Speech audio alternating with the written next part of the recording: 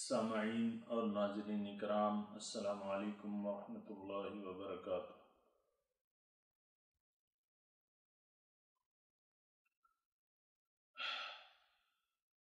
سورہ بقرہ آیت نمبر 74 سے شروع کریں گے۔ اعوذ باللہ من الشیطان الرجیم، بسم اللہ الرحمن الرحیم۔ ثم قست قلوبكم من بعد ذلك فهي كالحجارة أو أشد قسوة وإن من الحجارة لما يتفجر منه الأنهار وإن منها لما يشقق فيخرج منه الماء وإن منها لما يحبط من خشية الله وما الله بغافل عما تعملون أفتطمعون أن يؤمنوا لكم وقد كان فريق منهم يسمعون كلام الله ثم يحرفونه من بعد ما عقلوه وهم يعلمون وإذا لقوا الذين آمنوا قالوا آمنا وإذا خلا بعضهم إلى بعض قالوا أتحدثونهم بما فتح الله عليكم ليحاجوكم به عند ربكم أفلا تعقلون أولا يعلمون أن الله يعلم ما يسرون وما يعلنون ومنهم أميون لا يعلمون الكتاب إلا أماني وإن هم إلا يظنون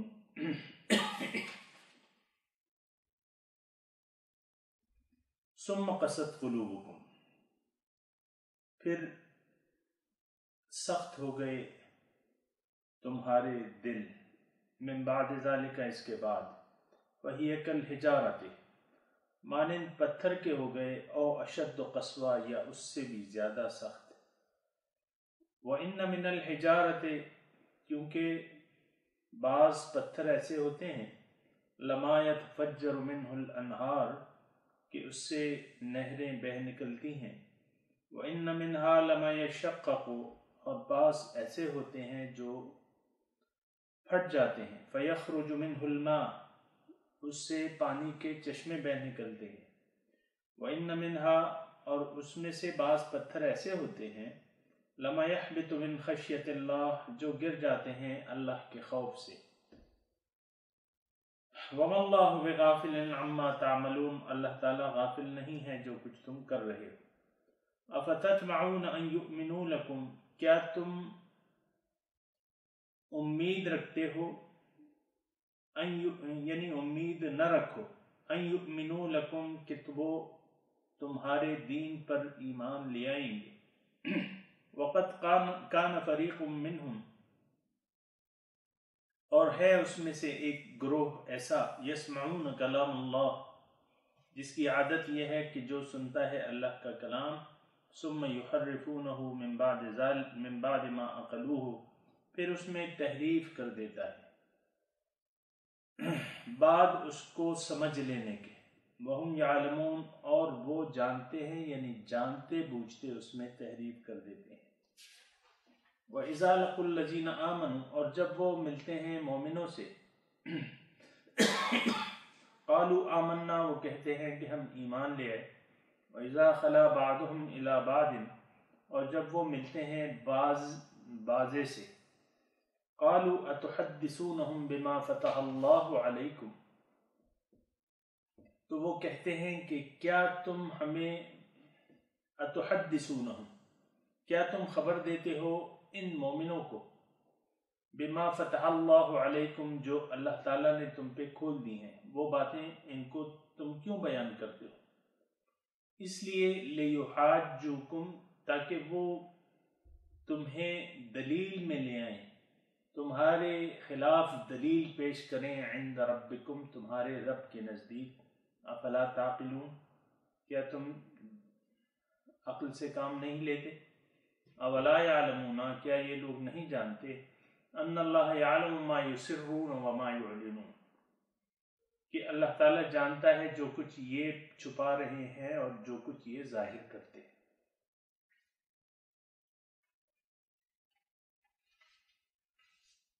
اللہ اکبر۔ سامعین کرام، یہ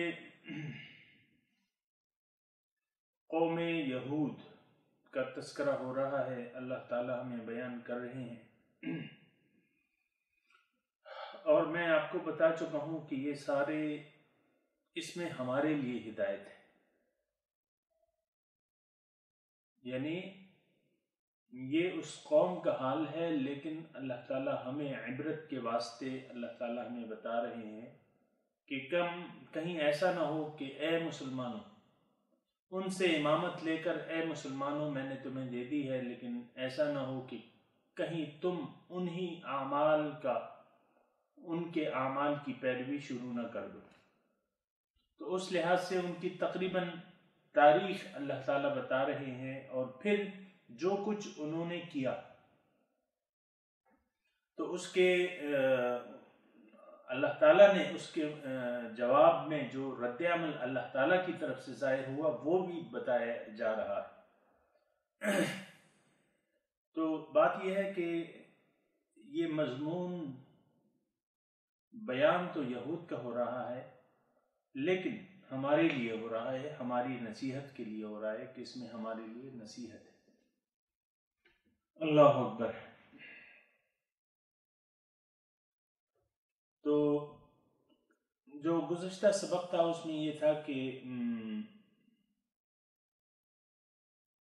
وَإِذْ قَتَلْتُمْ نَفْسًا فَادَّارَأْتُمْ فِيهَا، جبکہ تم نے ایک نفس کو قتل کیا، ایک آدمی کو قتل کیا، اور پھر اس میں اس کا الزام ایک دوسرے پر دھرنے لگے، بجائے اس کے کہ اس غلطی کا ادراک تم لوگ کر لیتے، تم لوگ جو ہے اس میں یعنی اس کو چھپانے کی کوشش میں لگ گئے، اور اللہ تعالیٰ تو واللہ مخرج ما کنتم تکتمون، اللہ تعالیٰ تو ظاہر کرنے والا تھا جو کچھ تم چھپا رہے تھے۔ تو پھر اللہ تعالیٰ نے حکم دیا ان کو، جو روایت ان میں یعنی جس روایت کو وہ چھوڑ چکے تھے، ایک قسم اٹھانے کی روایت کو، تو پھر اللہ تعالیٰ نے اس روایت کو زندہ کیا، اور گائے کی تقدیس ختم کرنے کے لیے بھی ایسا کیا گیا کہ ان اللہ یأمرکم ان تذبحوا بقرہ۔ تو پھر جو ہے انہوں نے یعنی گائے تو ذبح کر دی، فذبحوها وما كادوا يفعلون، انہوں نے وہ گائے تو ذبح کر دی لیکن وہ ایسا کرنے والے نہ تھے، وما كادوا يفعلون۔ پھر اللہ تعالیٰ یعنی آج کا سبق جو ہے ثم قست قلوبکم من بعد ذلک، یہ مضمون کا ربط لگنا تھوڑا سا یعنی اس میں توجہ کی ضرورت ہے۔ ثم، پھر قست قلوبکم، پھر تمہارے دل سخت ہو گئے، یعنی اس میں یہ ہوا کہ اس وقت تک تو یہ حالات تھے کہ دل ان کے نرم تھے، اور وہ یعنی قسم کھانے کا ان میں لحاظ تھا کہ جھوٹی قسم نہ اٹھاتے تھے، لیکن اس واقعے کے بعد ان کے دل سخت ہو گئے۔ ثم قست قلوبکم من بعد ذالک، اس کا یہ مفہوم ہے، تمہارے دل سخت ہو گئے، یعنی اللہ تعالیٰ کا خوف اس سے ختم ہو گیا، دلوں سے خوف خدا ختم ہو گیا۔ سامعین کرام، جب دل سے خوف خدا ختم ہو جائے، اور دل سے خوف خدا ختم ہونا ایک ایسی لعنت ہے جس میں آپ دیکھیں کہ ہم بحیثیت امت آج ہم اس میں گرفتار ہیں کہ ہمارے دل جو ہیں خوف خدا سے عاری ہیں، اور ہم من حیث القوم نڈر ہو گئے ہیں، من حیث القوم بھی اور افراد بھی، جو لوگ یہ سن رہے ہیں میری بات، تو اس کو آپ دیکھیں کہ بلکہ اپنا محاسبہ کریں کہ کتنے ایسے افعال ہیں جو جانتے بوجھتے ہم شریعت کو جانتے ہیں، کہ شریعت کے احکامات کو جانتے بوجھتے اس کی ہم عملاً نفی کر رہے ہیں۔ سامعین کرام، اس کا واضح مطلب یہ ہے، یعنی دیکھیں، اندازہ لگایا جاتا ہے بعض اعمال سے اس کے پیچھے جو وجوہات ہوتی ہیں اس سے اندازہ آپ لگا سکتے ہیں۔ تو آپ معاشرے میں دیکھیں کہ اللہ تعالیٰ کے احکامات، وہ پھر وہی بات آ جاتی ہے بنیادی کہ اللہ ہمارے مقصود نہیں ہے، محبوب نہیں ہے، ہمیں مطلوب نہیں ہے وہ، تو پھر تو بات یہ ہے کہ ایسا ہی ہوگا جیسے کہ آج کل ہو رہا ہے۔ اللہ، تو اس میں کوئی تعجب کی پھر بات نہیں رہتی، لیکن دکھ کی بات ضرور ہوتی ہے کہ زبان سے ہم کیا کہتے ہیں اور عملاً اس پر اس کو قبول کرنے کو تیار نہیں ہے۔ عمل وہ کرتے ہیں جو ہمارے دل میں ہوتا ہے، اور زبان سے وہ ہم چیز کہتے ہیں جو ہماری دل میں نہیں ہوتی۔ سامعین کرام، یہ کلمہ حق جو ہے، کلمہ توحید، یہ ہمارے دلوں میں نہیں ہے۔ بات تو تھوڑی سی کڑوی ہے، لیکن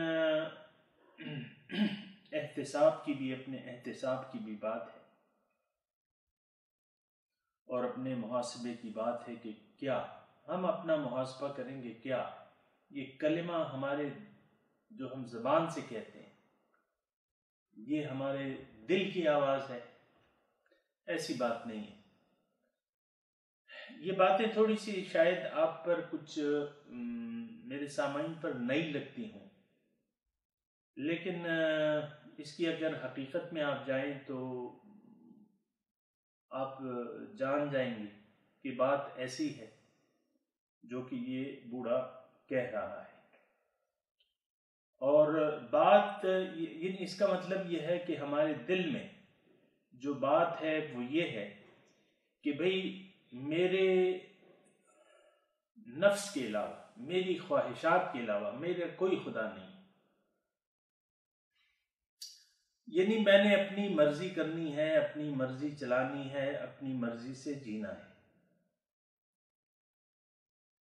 اور نعوذ باللہ من ذالک، ہم اپنے عمل سے یہ کہہ رہے ہیں رسول سے مخاطب ہو کے کہ آپ، نعوذ باللہ من ذالک، آپ کون ہوتے ہیں جو آپ ہمیں زندگی گزارنے کا طریقہ سکھائیں؟ نعوذ باللہ من ذالک، یعنی ہمارے عمل سے یہ آواز آ رہی ہے،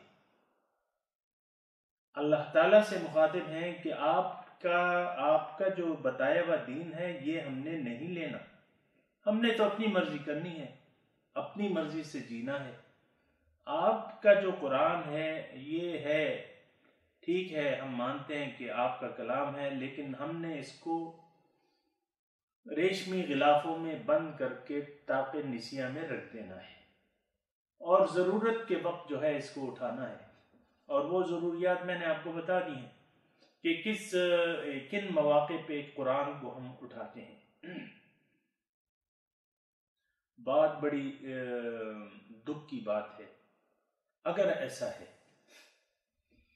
سامعین کرام، اگر ایسا ہے تو یہ بڑے دکھ کی بات ہے، اگر ایسا نہیں ہے تو بڑی خوشی کی بات ہے۔ اللہ، تو یہ دیکھ لینا چاہیے، یہ بہت زیادہ تکلیف دہ صورتحال ہے اگر ایسی ہے جیسے کہ میں نے کہی کہ ہم رسول کی ذات پر کو یہ کہتے ہیں کہ آپ کا اسوہ حسنہ ہمارے لیے نمونہ نہیں ہے۔ ہم تو دیکھیں گے، معاشرے کو دیکھیں گے، لوگوں کو دیکھیں گے، فیشن کو دیکھیں گے کہ آج کل کیا ہو رہا ہے، لوگ کس طرح زندگی بسر کر رہے ہیں، اور دین تو پرانا ہو چکا ہے. بعض ذہنوں میں یہ باتیں ہیں سامعین اکرام، جب بھی میں کہہ رہا ہوں میں سنتا ہوں ایسے لوگوں سے، بعض لوگوں سے، کہ یہ نیک اعمال وغیرہ یہ اونچے درجات والوں کے لیے ہے، اونچے اونچے لوگوں کے لیے ہے. ہم ان درجات تک نہیں پہنچ سکتے اور نہ وہ اعمال ہم سے صادر ہو سکتے ہیں. اللہ اکبر. تو بات یہ ہے کہ جب ایسی صورتحال ہو کہ آپ دین کو ایک مخصوص طبقے کے لیے سمجھیں، اپنے لیے نہ سمجھیں، تو سامعین کرام یہ ہمارے لیے بہت نقصان کی بات ہے. کیونکہ دین تو ہمارے لیے ہے، اور دین تو مشکل بھی نہیں ہے جیسا کہ ہم مشکل سمجھتے ہیں. مشکل بھی نہیں ہے دین. اللہ اکبر. تو بات یہ ہے کہ یہ تھوڑا سا سمجھ لینے کی ضرورت ہے اس پہ، اور تھوڑا سا غور کرنے کی ضرورت ہے. تو پھر سخت ہو گئے. اب دیکھیں، سخت ہو گئے اس کے بعد تمہارے دل. پھر اس کی مثال جو ہے اللہ تعالیٰ کہتا ہے کہ پتھروں کے سے ہو گئے، یعنی یا اس سے بھی زیادہ سخت. پتھر یعنی ہم عام محاورتاً بھی کہتے ہیں نا کہ بھئی بڑے پتھر دل ہو تم، بڑا سخت دل ہے تمہارا، بڑے پتھر دل ہو. تو سامعین اکرام آپ تھوڑا سا یعنی اس لحاظ سے بھی اپنے دیکھیں کہ کہیں ہم لوگ تو پتھر دل نہیں ہو گئے کہ نہیں بس وہی ایک قوم تھی. تو اللہ تعالیٰ فرما رہے ہیں کہ اب دیکھیں تشبیہ دی جا رہی ہے پتھر سے. پتھر جس میں کوئی یعنی ہم دیکھتے ہیں کہ اس میں بظاہر کوئی علامت زندگی کی نہیں ہوتی. یعنی جیسے کہ ہم انسان اور جانور ہم پیدا ہوتے ہیں اور مر جاتے ہیں، زندگی ہم ایک زندگی رکھتے ہیں، اس طرح تو پتھر تو نہیں ہوتے. ٹھیک ہے ان کی بھی ایک عمر ہوتی ہوگی، لیکن یہ ہے کہ وہ تو جمادات ہیں، پتھر ہیں، ان کی تو پیدائش ہو گئی ہے، اب موت تو ایسی نہیں ہے. لیکن یعنی یہ ایک مثال اللہ تعالیٰ دے رہے ہیں. دیکھیں اس سے جو اگلا درجہ ہے وہ جانوروں کا ہے، اور جانوروں کی بھی اللہ تعالیٰ نے مثال دی ہوئی ہے. اولئک کالانعام، ان کی مثال جو ہے وہ جانوروں کی سی ہے، لیکن ان کی مثال جو ہے یہ پتھروں کی سی مثال ہے کہ ان میں کوئی خوف ہی نہیں ہے، کوئی خوف خدائی نہیں ہے. اور پھر اللہ تعالیٰ فرما رہے ہیں یا تم تو پتھر سے بھی زیادہ سخت ہو، او اشد قسوہ. اب ظاہر ہے کہ پتھر دیکھیں ایک سخت دل ہوتا ہے، ایک نرم دل ہوتا ہے. یہ پتھر کی مثال اس کی سختی سے دی جا رہی ہے. پتھر ظاہر ہے کہ پتھر ہوتا ہے اور سخت ہوتا ہے، لیکن دل تو نرم پڑ جاتے ہیں. ثم تلین قلوبهم وجلودهم لذکر اللہ. الم یأن للذین آمنوا ان تخشع قلوبهم لذکر اللہ. اللہ اکبر. جلدی کرنے کی ضرورت نہیں ہے سامعین، مضمون کو سمجھیں. یہاں آئے الفاظ قلوب کے، ثم قست قلوبکم، پھر تمہارے دل جو ہے وہ سخت ہو گئے. دوسری جگہ جو میں نے ابھی آیت آپ کے سامنے تلاوت کی کہ الم یأن للذین آمنوا ان تخشع قلوبهم لذکر اللہ، کہ کیا مومنوں کے لیے وہ وقت نہیں آیا ہے کہ ان کے دل جھک جائیں، نرم پڑ جائیں، جھک جائیں، لذکر اللہ، اللہ کی یاد کے لیے. دیکھیں اس میں بھی قلب کا ذکر آیا ہے اور اس میں بھی قلب. وَوَيْلٌ لِّلْقَاسِيَةِ قُلُوبُهُمْ عَنْ ذِكْرِ اللَّهِ. دل جو ہے سامعین اکرام، میں تو آیات آپ کے سامنے پیش کر رہا ہوں ریفرنس کے طور پہ، لیکن اس کے ساتھ یہ حقیقت بھی ذہن نشین ہونی چاہیے کہ دل سخت ہو جاتے ہیں. اور مختلف انداز سے اس دل کا ذکر کیا گیا ہے قرآن پاک میں۔ اس دل کا مختلف انداز سے ذکر کیا گیا ہے۔ قلب سلیم، اس کی ہم بات کر رہے ہیں مجلس فکر میں، قلب سلیم حاصل کرنا چاہیے۔ قلب سلیم نرم دل ہوتا ہے، خشوع جھک جانے والا دل ہوتا ہے، اور ایک دل جو ہوتا ہے سامعین کرام پتھر دل ہوتے ہیں، پتھر دل۔ بعض جگہ قرآن پاک اس پتھر دل کو زنگ آلود دل بھی کے نام سے پکارتا ہے کہ کلا بران علی قلوبہم ما کانوا یکسبون، ان کے دلوں پر زنگ چڑھ گیا ہے بسبب ان اعمال کے جو وہ کر رہے ہیں۔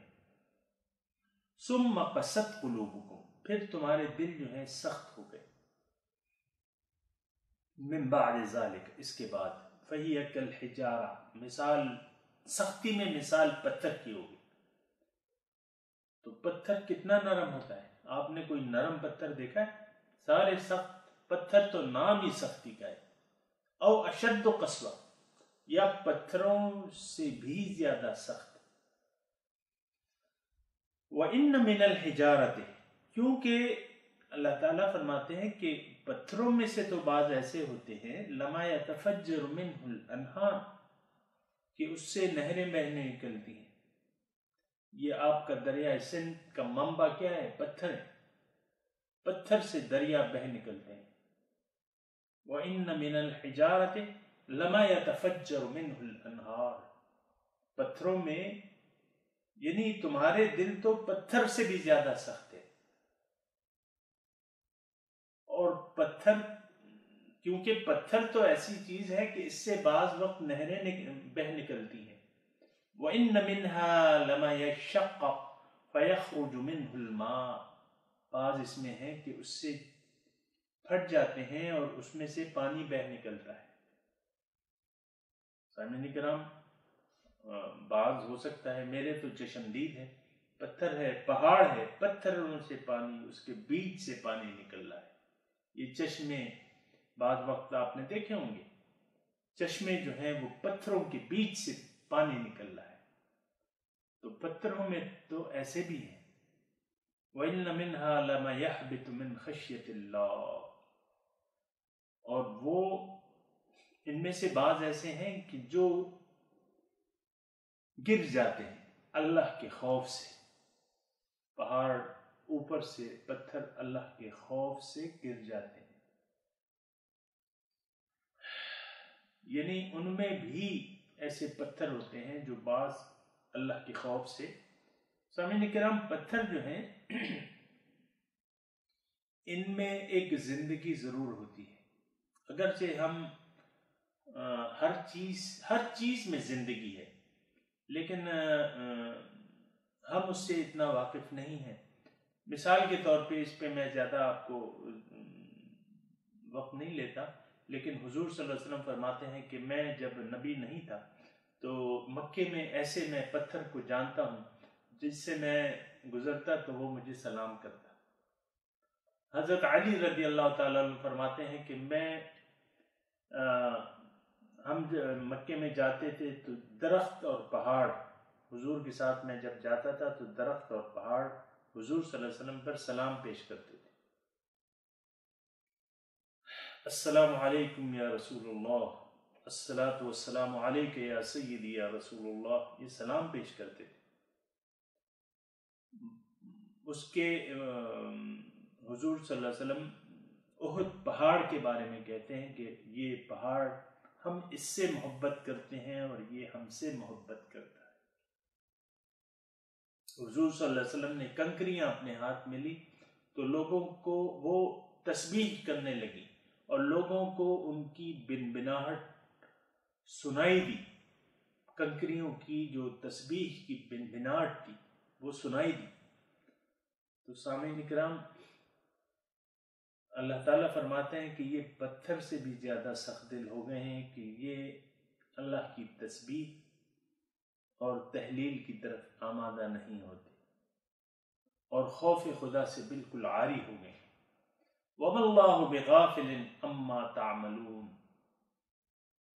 اور اے وہ لوگوں جو پتھر سے بھی زیادہ سخت دل ہو، جو کچھ تم کر رہے ہو اس کے نتائج کا تمہیں سامنا کرنا ہوگا، کیونکہ اللہ تعالیٰ غافل نہیں ہے جو اعمال تم کر رہے ہو. وَمَا اللَّهُ بِغَافِلٍ عَمَّا تَعْمَلُونَ. اللہ اللہ.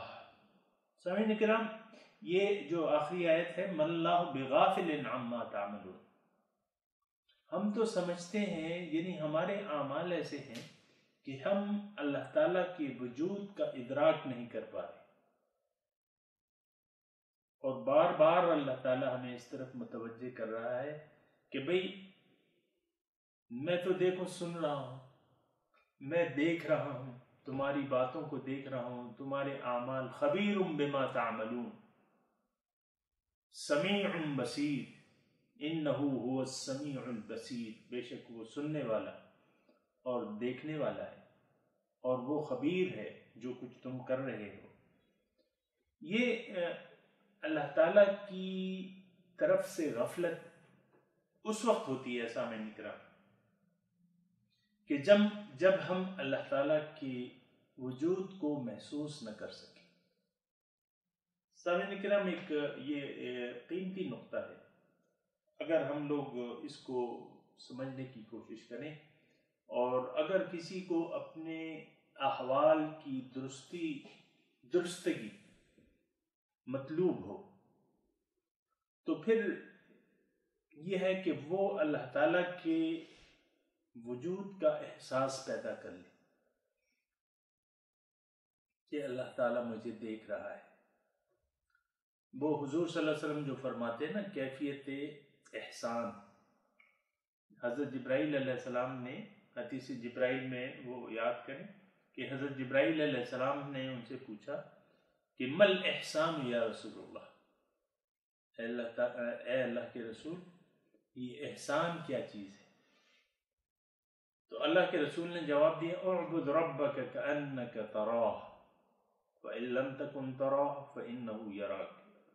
تم رب کی بندگی ایسے کرو، یعنی زندگی ایسے گزارو کہ تم اس کو دیکھ رہے کأنک تراہ. لیکن اگر یہ کیفیت تم میں نہیں حاصل تو کم از کم کیفیت احسان یہ ہے کہ وہ تمہیں دیکھ رہا ہے. فَإِنَّهُ يَرَاكَ. سامعین کرام، ساری جو غفلت ہے تو وہ یہ ہے کہ ہمیں اللہ کے وجود کا احساس نہیں.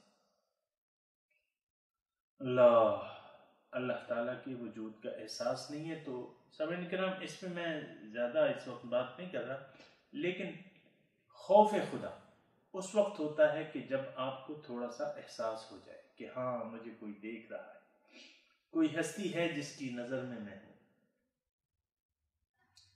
کوئی ہستی ہے جو سارے اعمال میرے دیکھ رہی ہے. وَهُوَ مَعَكُمْ أَيْنَمَا كُنْتُمْ، اور وہ تمہارے ساتھ ہے جہاں بھی تم ہو. وَهُوَ مَعَكُمْ أَيْنَمَا كُنْتُمْ، جہاں بھی تم ہو وہ تمہارے ساتھ ہوتا ہے. یہ تو خیر ہمارے عقائد کا مسئلہ ہے کہ اللہ تعالیٰ کے لیے کوئی نہ تو جسم ہے نہ کوئی زمان و مکان ہے، وہ تو ہر جگہ موجود ہے. تو تھوڑا سا اس کے لیے اس کا ادراک تھوڑا سا پیدا کرنا چاہیے، اور یہ ادراک سامعین کرام ہم از خود نہیں پیدا کر سکتے. یہ مشق سے ہوتا ہے، اس کی ٹریننگ ہوتی ہے، مشق ہوتی ہے، اور وہ کسی اللہ والے کی صحبت میں آپ بیٹھیں اور اس نیت سے جائیں کہ میں نے یہ تصور حاصل کرنا ہے، اللہ تعالیٰ کی معیت کا احساس میں نے اجاگر کرنا ہے اور اللہ تعالیٰ کو محسوس کرنا ہے. تو پھر یہ ہے کہ پھر تھوڑا سا اس میں یعنی آپ کامیاب ہو سکتے ہیں. اکیلے اگر آپ کوشش کریں تو یہ تھوڑا سا مشکل ہوگا. اکیلے اگر آپ کو اللہ تعالیٰ کی معیت یہ اکیلے آپ نہیں پیدا کر سکتے، اس کے لیے کسی ٹرینر کی ضرورت ہوتی ہے جو آپ کی ٹریننگ کرے، جس پر آپ اعتماد کریں کہ ہاں اس کو تو ہے اللہ کی معیت، ہم دیکھ رہے ہیں کہ اس کو اللہ کی معیت حاصل ہے، شواہد ایسے موجود ہیں، تو ہم اس کے ساتھ اپنا تعلق بڑھاتے ہیں اور اس سے یہ بھی اس پر بھروسہ کر کے اس سے کہتے ہیں۔ بعض وقت یہ ہوتا ہے کہ انسان کسی اللہ والے سے تعلق رکھتا ہے تو اس کی مختلف وجوہات ہو سکتی ہیں، جس میں اکثر و بیشتر کیا ہوتا ہے کہ اکثر و بیشتر جو ہے اللہ والوں سے لوگ دنیاوی فائدے کے لیے رجوع کرتے ہیں۔ کسی کی اولاد نہیں ہو رہی تو وہ دعا کرانے کے لیے جاتا ہے، کسی کے کاروبار میں ترقی نہیں ہو رہی تو وہ اس کے لیے جاتا ہے، کوئی بھی مسائل ہوں تو آپ دیکھیں دعا کے لیے اللہ کے بندوں کے پاس جاتے ہیں۔ تو ایسی بات نہیں ہے، اللہ والوں کے پاس صرف اللہ کے لیے جانا چاہیے۔ دنیا تو سامعین کرام ایسی چیز نہیں ہے جس کو ہم طلب کریں، اور دوسرے وہ ایک ایسی چیز ہے جو کہ تقسیم ہو چکی ہے، اللہ تعالیٰ نے تقسیم کر دی ہے۔ ٹھیک ہے، اللہ والے جو ہیں وہ آپ کی تسلی کے لیے دعا تو کر دیتے ہیں، لیکن یہ ہے کہ ایسا ہونا نہیں چاہیے کہ آپ اللہ والوں کے پاس دنیا کے لیے جائیں یا دنیاوی مرادیں لے کے جائیں۔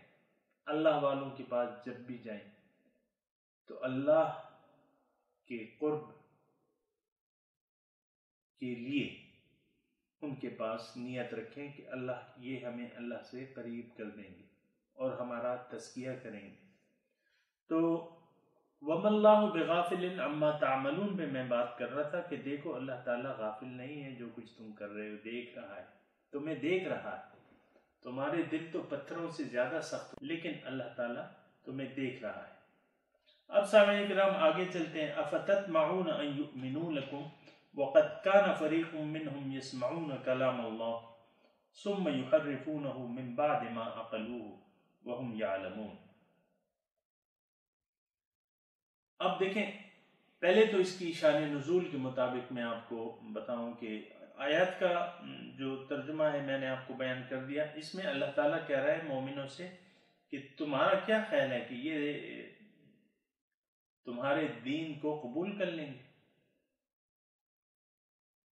حالانکہ ان میں تو ایسا گروہ موجود ہے کہ وہ اللہ کے کلام کو سنتا ہے، پھر اس میں تحریف کرتا ہے، جاننے کے بعد سمجھنے کے بعد اس میں تحریف کرتا ہے۔ یعنی ان کے دل اتنے سخت ہو چکے ہیں کہ اللہ کے کلام میں تحریف سے بھی یہ گھبراتے نہیں۔ یہ گزشتہ جو کتابیں تھیں تو ان میں آپ دیکھیں کہ تحریف ہو چکی تھی۔ آج بھی آپ کے پاس تو انجیل کی کتنے نسخے ہیں، آپ قرآن کا تو آپ دیکھیں کہ اللہ تعالیٰ نے ٹھیک ہے اس کی اللہ تعالیٰ نے حفاظت کا ذمہ لگایا ہے، اس میں تو تحریف نہیں ہو سکتی، لیکن آپ دیکھیں انجیل کے کتنے قسم کے، ہزاروں قسم کے نسخے موجود ہیں، اور ہر ایک دوسرے سے نہیں ملتا، میچنگ نہیں کرتا۔ تو اور اس کا کیا مطلب ہے؟ یہ سارے صحیح ہیں؟ نہیں، ہر ایک میں تحریفات ہو چکی ہیں، اور لوگوں نے اس میں تحریفات اپنی طرف سے یعنی مضمون بنا کے اس میں یہ ظاہر کر رہے ہیں کہ یہ اللہ تعالیٰ کا، یہ انجیل کا اپنا کلام ہے۔ تو یہ صرف ان کی سخت دلی کی ایک مثال ہے، اور اللہ تعالیٰ اس آیت میں فرما رہے ہیں کہ اے مسلمانوں، کیونکہ اس وقت آپ دیکھیں شان نزول کے مطابق مدینے میں جب حضور صلی اللہ علیہ وسلم تشریف لائے تو وہاں ایک تو وہاں مقامی لوگ تھے مشرکین، اور ایک جو تھے یہود کے قبائل جو محض اس وجہ سے وہاں آئے تھے مدینے میں کہ ان کی کتابوں میں یہ لکھا تھا کہ نبی آخر الزمان کی ہجرت کی جگہ یہ ہوگی، تو وہ وہاں آ گئے تھے. لیکن ان کی آپ دیکھیں سخت دلی کو دیکھیں، تحریفات یعنی اللہ کے کلام میں تحریفات کرتے تھے، خوب جاننے اور سمجھنے کی. تو یہ ان کی ایک سخت دلی کی مثال ہے.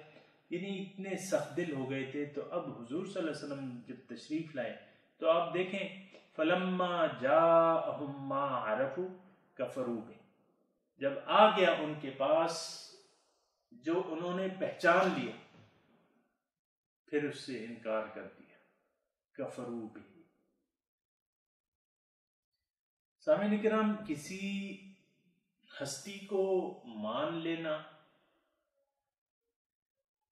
یعنی یہ تو مان لینا زبانی طور پہ کہ ہاں مانتے ہیں. انہوں نے بھی یعنی یہود نے یہ مضمون آیا ہوا ہے، وہ بہرحال اپنی جگہ پہ آئے گا. اس وقت میں یہ کہہ رہا ہوں کہ اللہ تعالیٰ مسلمانوں کو شان نزول کے مطابق یہ کہہ رہا ہے کہ دیکھو تمہارا کیا خیال ہے کہ یہ ایمان قبول کر لیں گے، یہود مسلمان ہو جائیں گے. ان کی تو حالت یہ ہے کہ اللہ کے کلام میں یہ تحریفات کرتے رہتے ہیں. تو جو اللہ کے اتنا دلیر ہو یا اتنا سخت دل ہو، جو اللہ کے کلام اپنی طرف سے کلام بنا کے اللہ کے کلام میں اس کا اضافہ کر دے، تو پھر تو مطلب آپ اس کی سخت دلی کو دیکھ لیں. تو پھر کیا ہیں کہ مسلمان تو وہ ہوتا ہے جس کے دل نرم ہوتے ہیں اور جو ڈرتے ہیں. یعنی جو لوگ اپنے اعمال کے برے انجام سے ڈرتے ہیں تو وہ پھر رجوع کرتے ہیں اللہ کی طرف، اللہ کے رسول کی طرف، اور ان کو بتاتے ہیں کہ آپ ہمیں راستہ بتائیں. لیکن جن کے دل سخت ہو چکے ہیں اور اتنے سخت کہ اللہ کے کلام میں تحریف، تو ان سے آپ ایمان کی توقع نہ رکھیں. آپ دیکھیں پھر مدینے کے یہودیوں نے حضور صلی اللہ علیہ وسلم پر ایمان نہیں لایا بلکہ ان کے ساتھ مقابلے کیے. ان کے ساتھ مقابلے کیے، حضور صلی اللہ علیہ وسلم کے ساتھ مقابلے انہوں نے کیے. اور حضور کے ساتھ آپ دیکھ لیں خیبر کے یہودی مسلمان ہو گئے تھے؟ نہیں ہوئے.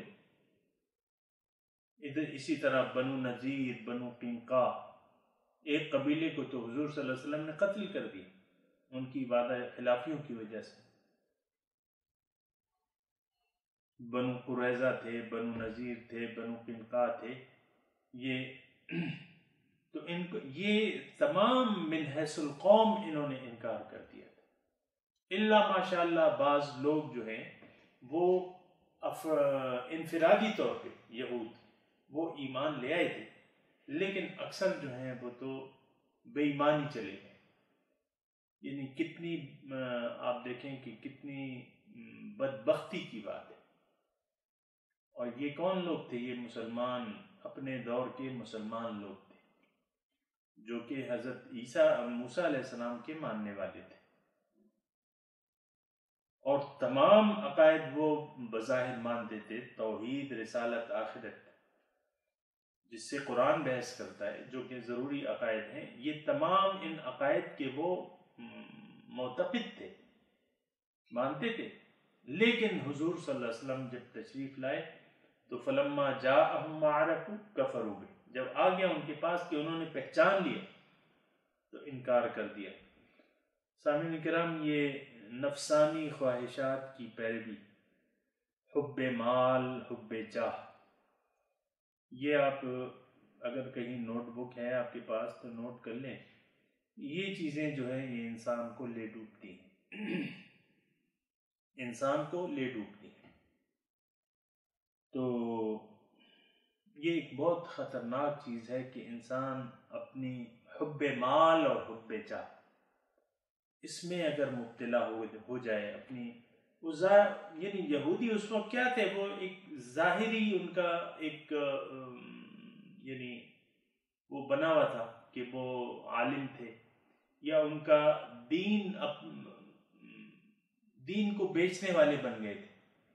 علماء اور کیا ان کے مشائخ.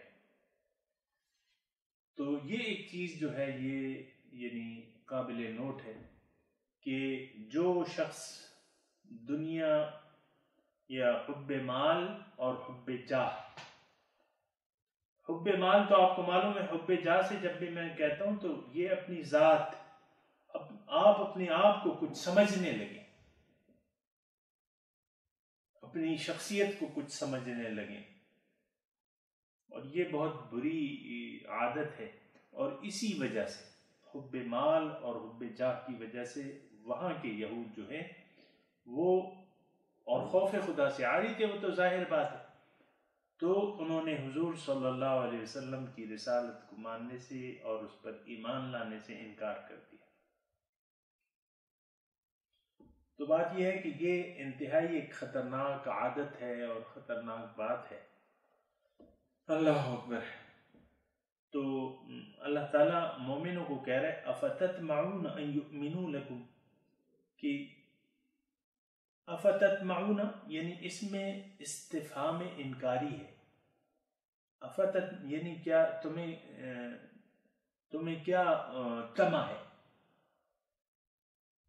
تمہیں کیا امید ہے، یعنی یہ امید نہیں ہونی چاہیے ان یؤمنوا لکم کہ وہ تم پر یا تمہارے دین کو مان لیں گے، اور حالت یہ ہے ان کی قد کان فریق منہم یسمعون کلام اللہ، ان میں سے ایک فریق ایسا ہے جو سنتا ہے اللہ تعالیٰ کا کلام، ثم یحرفونہ پھر اس میں تحریف کر دیتا ہے، من بعد ما عقلوہ بعد اس کے کہ وہ سمجھ میں آ جائے، خوب سمجھ جاتے تھے کہ یہ اللہ کا حکم ہے، وہم یعلمون اور جانتے بوجھتے، یعنی جانتے بوجھتے دیدہ دانستہ اللہ کے کلام میں تحریف کر دیتے تھے۔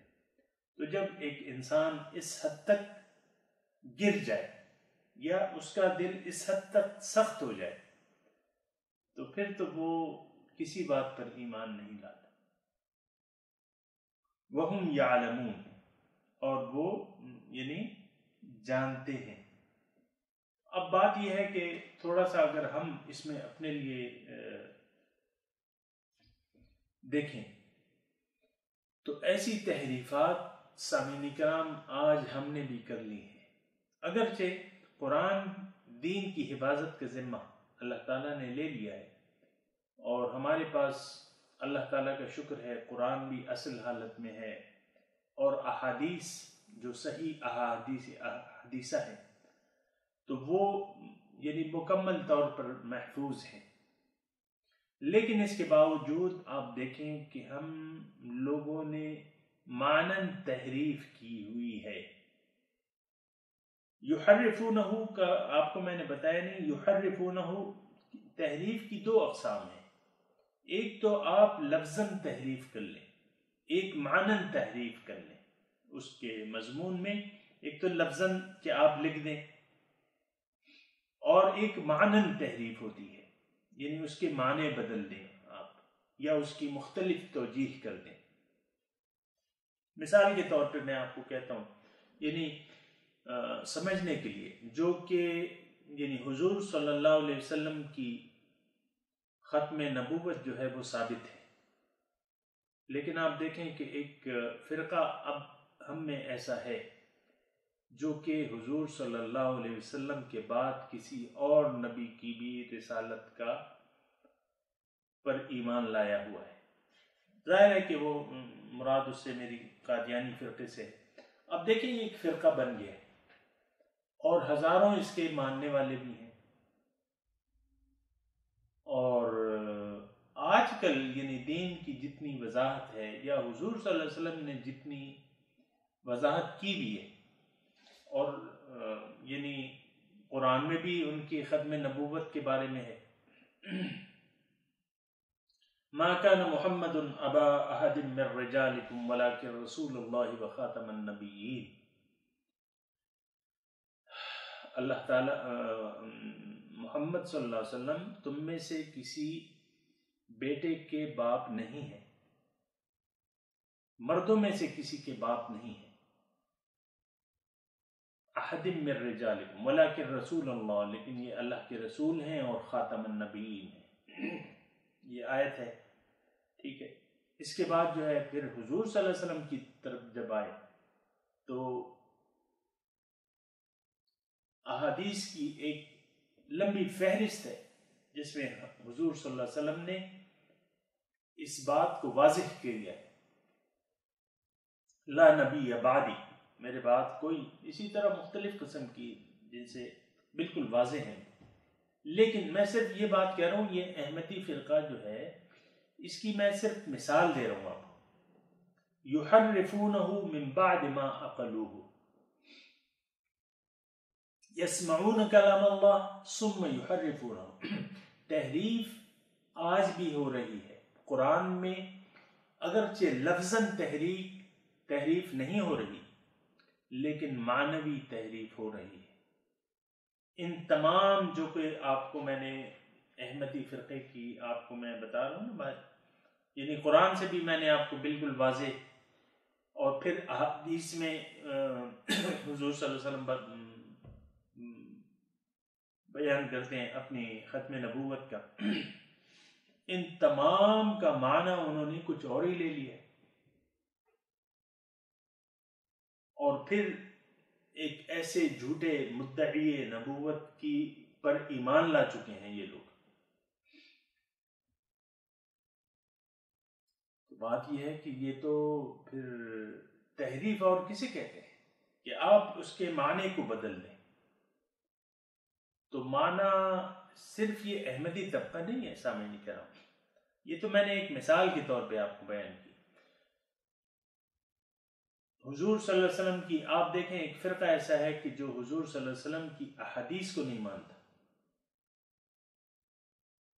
قرآن کو مانتا ہے، احادیث کو نہیں مانتا. ایک فرقہ ایسا بھی ہے جو کہ جس کا جو سرغنہ ہے وہ تو اب مر گیا ہے، لیکن احادیث سے بھی وہ انکاری ہے. لیکن یہ بات تو قرآن میں لکھ دی گئی ہے، وَكَذَلِكَ أَنزَلْنَا إِلَيْكَ الذِّكْرَ لِتُبَيِّنَ لِلنَّاسِ مَا نُزِّلَ إِلَيْهِمْ. میں نے آپ پہ یہ کتاب نازل کی ہے تاکہ ان کو آپ وضاحت کریں، جو ان کی طرف نازل اس کی وضاحت کریں. تو حدیث کیا ہے؟ قرآن کی وضاحت ہے. قرآن کے خلاف تو کوئی چیز نہیں ہے حدیث. اب دیکھیں قرآن میں ایک بات موجود ہے کہ حضور صلی اللہ علیہ وسلم ان کو تعلیم دینے والے، یتلو علیہم آیاتی وَيُعَلِّمُهُمُ الْكِتَابَ وَالْحِکْمَةَ، ان کو کتاب کی تعلیم. حدیث کیا ہے؟ کتاب کی تعلیم ہے، اور حدیث جو ہے تبیان ہے، قرآن کی تبیان ہے، وضاحت ہے. حضور صلی اللہ علیہ وسلم نے وضاحت کی ہے. قرآن اگر صرف آپ قرآن کو لیں تو نماز کا طریقہ، نماز کی رکعتیں، یہ کہاں قرآن میں موجود ہے؟ زکوٰۃ کا حکم ہے لیکن زکوٰۃ کی مقدار تو قرآن میں نہیں کہ کن کن چیزوں پہ زکوٰۃ ہوگی، کن پہ نہیں ہوگی. نماز، صبح کی نماز کی کتنی رکعتیں ہیں، دوپہر کی کتنی ہیں، عصر کی کتنی ہیں، شام مغرب کی کتنی ہیں، شام کی کتنی ہیں، یہ تو کوئی وضاحت قرآن میں نہیں ہوئی. تو حدیث کی تو ضرورت تھی اور قرآن میں لکھ دیا گیا ہے. لیکن آپ جانتے ہیں کہ ایک فرقہ ایسا ہے کہ جو احادیث سے اپنے آپ کو بری الذمہ سمجھتا ہے کہ ہمیں حدیث کی، ہم تو جو قرآن ہے بس یہ اللہ. اب یہ تحریف ہے، یہ تحریفات ہو چکی ہیں، اور صرف یہ دو گروہوں کو تو میں نے مثال کے طور پہ پیش کیا ہے آپ کو. لیکن آپ دیکھیں کہ 73 فرقے ہیں. حضور صلی اللہ علیہ وسلم نے پیش گوئی کی تھی کہ بنی اسرائیل 73 فرقوں میں بٹ گئے تھے، اور اے مسلمانوں تم بھی 73 فرقوں میں بٹ جاؤ گے، اور ایک فرقے کے علاوہ باقی سب جہنم میں جائیں گے. اب دیکھیں 73 فرقے، 73 فرقے جو ہیں اپنے آپ کو حق سمجھتے ہیں. پھر صحابہ نے پوچھا کہ حضور وہ ایک فرقہ جو ہے وہ ناجیہ جو ہے وہ کون ہے، اس کی آپ ہمیں وضاحت کریں. تو حضور صلی اللہ علیہ وسلم نے فرمایا کہ ما انا علیہ و اصحابی، جس پر میں اور میرے اصحاب ہیں، تو وہ فرقہ جو ہے وہ ناجیہ ہے۔ اب اصحاب کرام کو بھی آپ دیکھیں کہ بعض لوگ اصحاب کرام کے افعال کو حجت نہیں سمجھتے۔ اصحاب کرام یعنی میں ابھی وضاحت میں نہیں جا رہا، لیکن ایسے لوگ ہیں جو صرف کہتے ہیں کہ ہم حضور کے قول کو مانیں گے، صحابہ کرام کے اس کو نہیں مانیں گے۔ لیکن حضور صلی اللہ علیہ وسلم کے فرما چکے ہیں کہ اصحابی کن نجوم بأیہم اقتدیتم اہتدیتم، میرے صحابہ جو ہیں وہ تو ستاروں کی مثال ہے، جس کی بھی تم پیروی کرو گے تم ہدایت پا جاؤ گے۔ لیکن ایک فرقہ ایسا بھی ہے جو صحابہ کرام بلکہ خلفاء راشدین کے جو انہوں نے افعال کیے ہیں اس سے اپنے آپ کو بری الذمہ قرار دیتا ہے۔ تو صرف میں یہ بات کر رہا تھا، یحرفونہ پہ میں بات کر رہا تھا کہ یہ تحریف کر دیتے ہیں، یسمعون کلام اللہ من بعد عقلوہ وهم یعلمون۔ یہ تحریفات آج بھی، یہ بات میں صرف اس لیے کہہ رہا ہوں کہ آپ اور ہم خبردار ہو جائیں اور ایسے گروہ کے ہاتھوں میں جا نہ پڑے جو کہ معنوی تحریف کا شکار ہو چکا ہے۔ اور یہ تمام فرقے جو ہیں یہ اپنے مسلک کی دلائل میں آپ کو قرآن پیش کریں گے اور حدیث پیش کریں گے، ایسا ہے کہ نہیں؟ 73 سارے حضور فرماتے ہیں کہ ایک فرقہ جو ہے وہ ناجیہ ہے، باقی سارے جہنم میں جائیں گے۔ تو اب وہ یہ تمام فرقے جو ہیں آپ دیکھیں وہ سارے اپنے دلائل جو ہیں قرآن سے لیتے ہیں اور حدیث سے لیتے ہیں۔ اللہ اکبر۔ تو بات یہ ہے کہ یہ تھوڑی سی سمجھنے کی بات ہے، صرف یہ یہودی قوم نہیں ہے جس نے تحریف لفظی اور معنوی تحریف کی تھی۔ اگر ہم لفظی تحریف نہیں کر سکتے تو معنوی تحریف کے ہم ضرور مرتکب ہوئے ہیں اور ہوتے رہے ہیں، معنوی تحریف کے۔ تو آپ کو میں نے ایک دو مثالیں پیش کی جو کہ سب سے بڑی مثال ہے۔ تو تحریف معنوی اسلامی کرام صرف یہ ان فرقوں کی بات نہیں، ہم میں اکثر لوگ جو ہے قرآن کو، یعنی میں نے ایسے سنا ہے، خود میں دیکھتا رہتا ہوں کیونکہ مجھے لوگوں کی باتیں سننے کا تھوڑا ہوتا ہے کہ میں سنوں کہ لوگ کیا کہہ رہے ہیں۔ تو آپ دیکھیں بعض لوگوں نے، یعنی عوام، اب تک تو میں علماء کی بات کر رہا تھا، اب میں عوام کی بات کر رہا ہوں۔ عوام جو ہیں، میری جو ناقص معلومات ہیں یا جو کچھ میں نے سنا ہے، تو وہ عوام میں سے بعض لوگ ایسے ہیں کہ جو اپنے یعنی قرآن کی بعض آیات کو اپنے غلط اعمال کی دلیل بنا کے پیش کرتے ہیں، غلط اعمال کی دلیل بنا کے پیش کرتے ہیں۔ یہ اس کی اب میں تفصیل میں نہیں جا رہا اور نہ میں ابھی آج اتنا وقت نہیں ہے میرے پاس، لیکن یہ ہے کہ آپ تھوڑا سا دیکھیں کہ بہت سے ایسے لوگ آپ کو مل جائیں گے جو اپنے غلط عقائد گھڑ لیے جاتے ہیں۔ ہم تو یہ تو آپ یقین رکھیں کہ ہم زندگی بعض عقیدے کے بغیر زندگی گزاری نہیں جا سکتی، خواہ وہ غلط ہو یا صحیح ہو۔ تمام لوگ دنیا کے جو ہیں عقیدے پر زندگی گزار رہے ہیں۔ ہندوؤں کا اپنا عقیدہ ہے، آج عیسائیوں کا اپنا عقیدہ ہے، یہودیوں کا اپنا ہے، سکھ، بدھ، یہ تمام لوگ عقیدے کی بنیاد پر زندگیاں گزار رہے ہیں۔ جو بھی مجرم ہے آج کل ہمارے معاشرے میں، جو گناہ گار بھی ہے اور جس قسم کا بھی ہے، لیکن اس کا بھی ایک عقیدہ ہے، اور عقیدہ میں نے آپ کو کہا کہ دل کی ایک یقین کی کیفیت کو کہتے ہیں۔ تو چور جب چوری کرتا ہے وہ بھی اپنے لیے ایک دلیل گھڑ لیتا ہے، اپنے لیے ایک جواز گھڑ لیتا ہے۔ بھیک مانگنا، مثال کے طور پہ بھیک مانگنا حرام ہے، ہاتھ پھیلانا کسی کے سامنے، اسلام نے اس کی یعنی حوصلہ شکنی کی ہے. لیکن آپ دیکھیں کہ جگہ جگہ آپ کو بھیک منگے مل جائیں گے، اچھے خاصے ہوں گے، لیکن بس وہ پیشہ ان کا بھیک مانگنا بن گیا ہے. اور پھر یعنی آپ دیکھیں کہ اس میں بعض متشرع لوگ بھی آپ کو مل جائیں گے. تو یہ تحریف معنی، یعنی اب خود نہیں بدلتے، قرآن کو بدل دیتے ہیں، ایک جواز گھڑ لیتے ہیں، یعنی اپنے غلط اعمال کا ایک جواز گھڑ لیتے ہیں.